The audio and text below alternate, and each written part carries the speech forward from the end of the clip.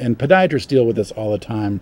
But in this one, foot ulcers are responsible for 85% of diabetes-related lower leg amputations. We'll talk about leg amputations a little bit later in the show because it's a serious problem, but it can be prevented. And I want to show you another one, and this really gets to the heart of the prevention problem. If you're seeing groups of large populations of people not accessing health care. 50% of African Americans with diabetes reportedly have never visited a podiatrist. Now, we know that a lot of physicians are doing a good job treating diabetes and doing a good job with foot-related problems, but the survey that the American Podiatric Medical Association did really brings to light this problem, and hopefully this program and others like it will sort of address that. Then finally, just real quickly here, the take-home message is diabetes is a family affair. Family history of diabetes is a big problem, and this artwork says up to 25% of people with diabetes will develop a foot ulcer, which can quickly escalate into an amputation. You inherit a family history, so what we're saying is inherit the facts too, which is what we're talking about for this show as well. So we wanted to talk to Dr. Leahy about ways people can prevent diabetes, how people can prevent it from escalating into a more serious problem, which often leads to diabetes. So why don't you talk about it, about this problem? We know that there's about 500,000 people in Illinois every year that get diabetes. Over 20 million people in the country get diabetes. And I saw an interesting, just stunning fact from a healthcare association that I know.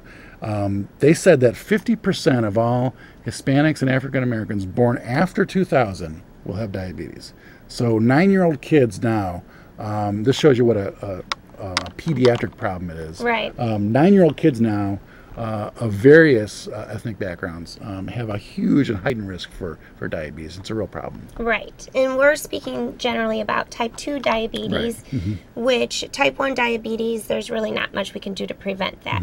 As far as type 2 diabetes, there is a hereditary component, which is very strong. Certainly if you have type 2 diabetes in your family, you know you're at higher risk. And some of the things you can do to prevent diabetes from developing are exercising, trying to maintain a healthy weight, and being screened regularly for diabetes. That's important. Women who have had what's called gestational diabetes are also at risk for developing diabetes later in life, and that means that their blood sugars were high during pregnancy. Right. So that's another person who should be very cognizant of that and maintain a very healthy lifestyle, avoiding some of the excessive carbohydrates, and exercising daily. Now, in terms of exercise, how much is enough typically? What's a rule of thumb that you recommend your patients when they say, I mean, when people with diabetes come into your office, clearly you can see that they haven't been exercising regularly, so you're getting them started on a program. How much is enough to make a difference? Well, it's important to always visit your primary care physician before you start any exercise program. It's important that your heart can handle things, and there might be issues that need to be resolved prior to entering a exercise program. But it does seem that every year we're recommending a little bit more exercise. So I think we know that exercise plays a bigger role. It used to be 30 minutes 3 times a week. Now I'm hearing more and more recommendations from general practitioners to increase that to even up to an hour every day, which can be cumulative. So walking to and from work is included in that number, but it is important to also, in terms of your podiatrist, make sure you talk to your podiatrist about a good pair of shoes and inserts before you start any exercise program too. And exercise doesn't have to be consecutive. No, it can be broken up in small chunks throughout the day. Using the stairs at work can be 5 minutes here, 5 minutes there, and trying to take the stairs instead of the elevator or the escalator, things like that. Walking to the corner instead of driving to the corner if you want to get a cup of coffee. So don't fight for that good parking space all the time. No. You can take the one back a little ways and walk the extra distance. That can make a big difference. Exactly. So you mentioned shoes. We talked about this beforehand, about what are diabetic shoes. You hear about this all the time. Who should get them, and how are they crafted to help patients with diabetes? Diabetic shoes, and this is actually a Medicare shoe program known as the Diabetic Shoe Program exists, but certainly other insurances do pay for diabetic shoes.